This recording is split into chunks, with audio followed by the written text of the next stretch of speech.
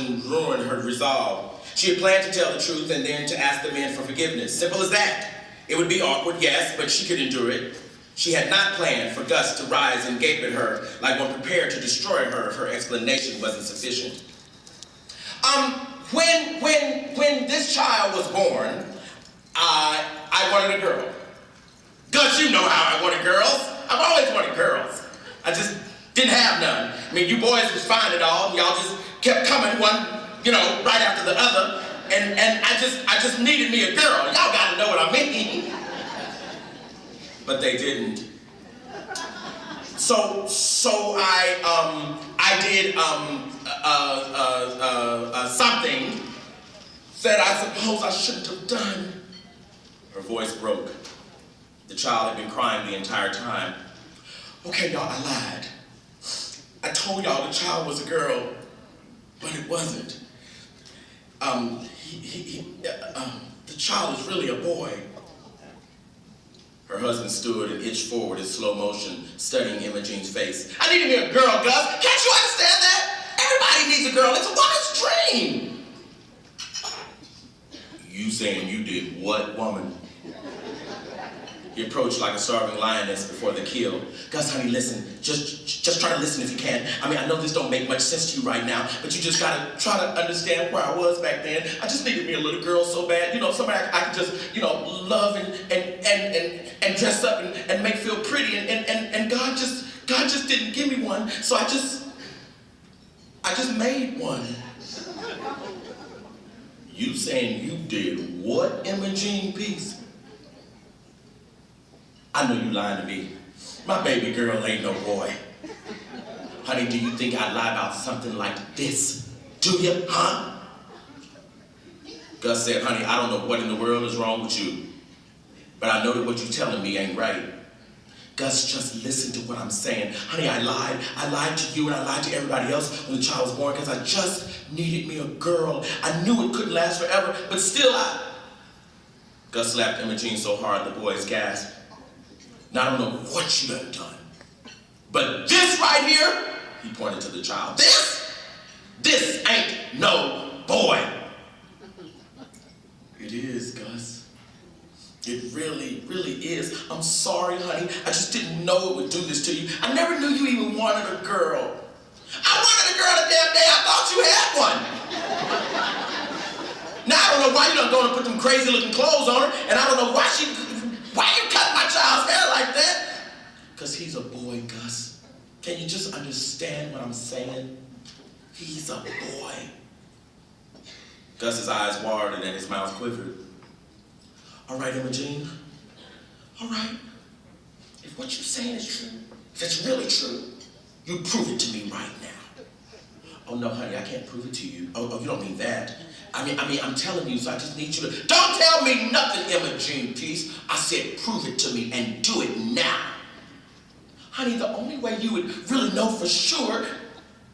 Suddenly, Gus turned to the child. Take them clothes off.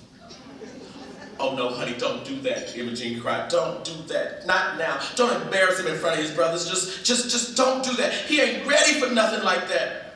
I said take them damn clothes off. Imogene reached to assist, but Gus wouldn't allow it. Not you. You say he's a boy? A boy can do it by himself. Perfect submitted, dropping his overalls to the floor. Only his underwear remained. Gus thought he saw a bulge, but he was still unsatisfied.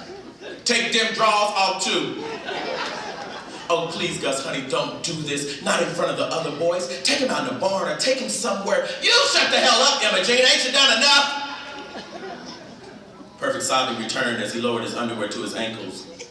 When Gus saw the truth, he screamed, oh, God, no! The brothers looked on in total disbelief. I'm sorry, honey. I'm so sorry. God knows I'm sorry. If I could do it all over again, I'd do it different. Honey, I just needed me a little girl. You know how Mama... Honey, can you please just try to understand? But Gus didn't understand. Instead, he lunged at her before the boys could restrain him. He smacked her repeatedly, then pinned her neck to the floor with his thick, rough hands. Would you do this for a woman? What's wrong with you? You ain't got no right to do nobody like this. Would you do this for? What the hell is wrong with you, Imogen Peace? Imogene squirmed upon the floor in breathless agony. Perfect had closed his eyes once he removed his underwear and never knew that it was one of his brothers who had replaced them. Gus sat panting in the middle of the living room floor. Imogene's heavy gasping meant nothing to him. All he heard in his consciousness was, a boy, a boy, a boy, a boy, a boy, a boy. My precious little girl is a boy. He thought of the child in his lap and shook his head. He had no way to comprehend what now he couldn't deny. His greater worry was, how in the world had Imogene done it? How had she lied to him, to everyone else, to the world, without ever being detected? Why didn't he suspect something? Sure, he wasn't clever, but shouldn't a father instinctively know something about his own children? Mr. escorted Perfect to the sofa and wiped his face with a ball of tissue. Shh, just be quiet, he said. Everything's gonna be all right. After a while.